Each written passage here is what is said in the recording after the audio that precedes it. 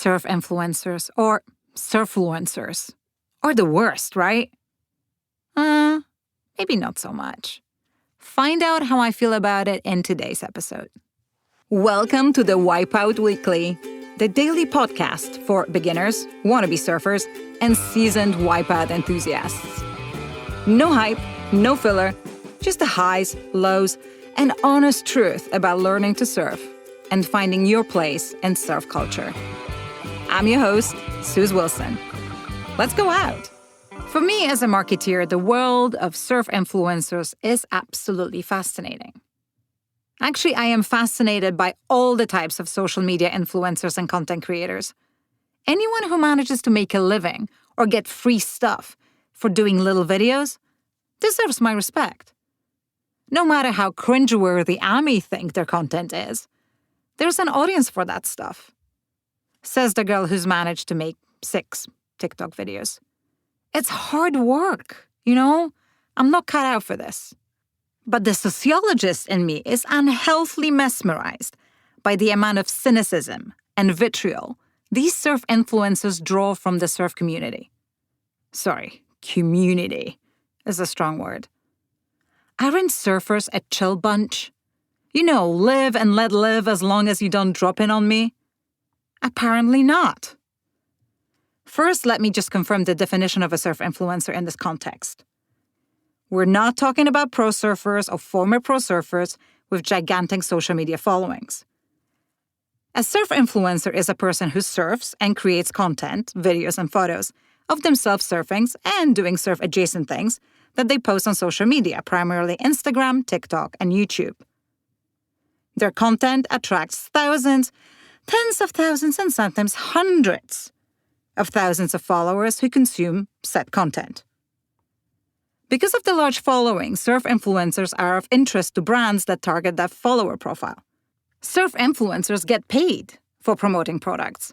For instance, a wetsuit brand pays a surf influencer to post a reel wearing their suit and tagging the brand.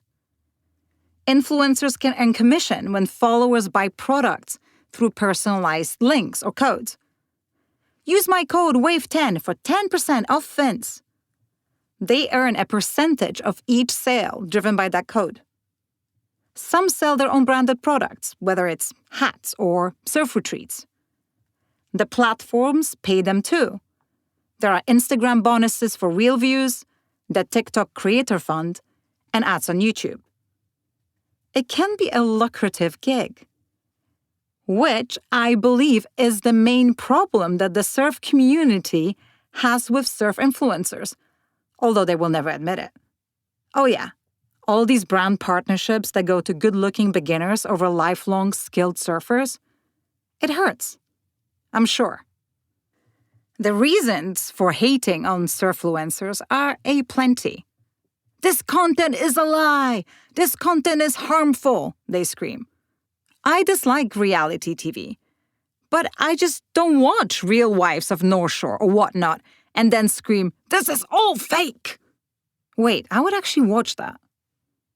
Lack of skill versus image is one primary argument against surf influencers, where influencers appear skilled in curated posts but often can't surf well in real life. We're talking deceptive edits, strategic camera angles, slow-motion clips, and selective footage that exaggerate ability. All valid. But seriously, have you been living under a rock for the past 2 decades? You know how social media works. You use filters on your pics, don't you? Then there's the fakery argument. She didn't even paddle out, just splashed some water on her wetsuit. That wave was not 6 feet, it was barely half a foot. She's crying to get sympathy and clicks. Okay, maybe I personally would draw a line at crying on camera. I am a super ugly crier. But I know plenty of frustrated surfers who've broken down in the lineup and after the surf. And saying that surf influencers don't have any respect for surf culture and surf history is a bit rich. Because the majority of surfers today have no clue what an owl is, who Tom Blake was, and how we ended up with shortboards. The surf culture has changed. You're not putting this genie back in the bottle. No, siree. Trust me, I wish I could. But I'm a realist. I don't live in a la-la land. But wait, I actually do. The exploitation of surfing argument doesn't cut it for me. The whole, they're chasing clout over craft. They're using surfing primarily as content fodder to gain sponsors, not for love of sport. I don't believe a single one of these surfluencers doesn't genuinely love surfing. You just gotta. It's hard enough to paddle out, but to get someone to film you and then cut all this footage and then post it and promote it, I'm tired even thinking of it. I've seen the beauty bias being wheeled out in relation to surf influencers. I do love a good bias or an effect. Bandwagon is my favorite. Come on, though. This is not limited to surfing. It's a cognitive bias baked into society. Isn't it more true that you're upset because a pretty girl got a brand sponsorship over a crusty male surfer? I think it is. There's one thing I do agree with. Beginner surfers don't know what they don't know, and they may take some of this content at face value. So if a surfluencer offers incorrect surf etiquette advice or encourages beginners to paddle to the back on the big day because you can do it too, this may result in harm. But honestly, I'm not seeing many of these types of posts. So where does it leave us?